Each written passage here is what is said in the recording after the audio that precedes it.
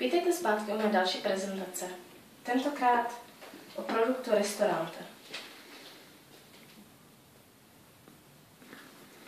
Tento produkt, tak jako ten předtím, obsahuje hodně minerálů a vitamínů, které jsou dobré pro tělo.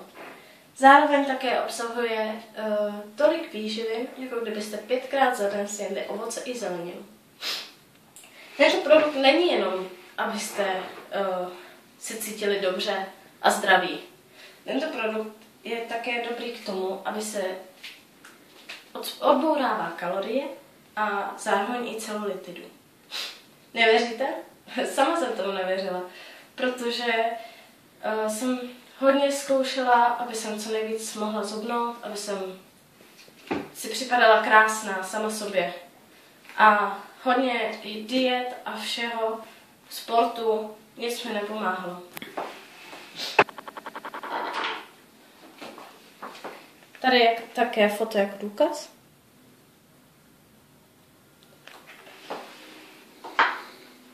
A 70 kg na 55 za půl roku.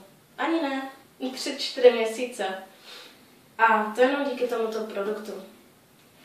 Jsem strašně ráda, že ho používám, protože i nadále, i když to nemám na hubnutí, ale aby mi to pořád drželo ty kila, které si přeju. A neměla celulitidu. Také vám ukážu, jak se tento produkt používá. Tak jako ten minulý produkt nemá tu odměrku, ale to nevadí. Mám tady speciální lžičku, které si odměřím 3.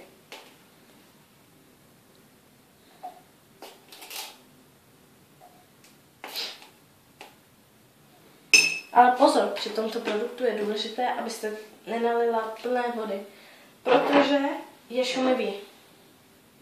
Takže si dáte po první jenom polovinu. Rozmícháte. Pořádně.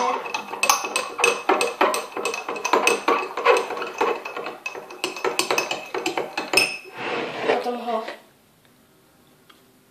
počkáte pořádně, až to vypění. Vidíte, jak to stoupá?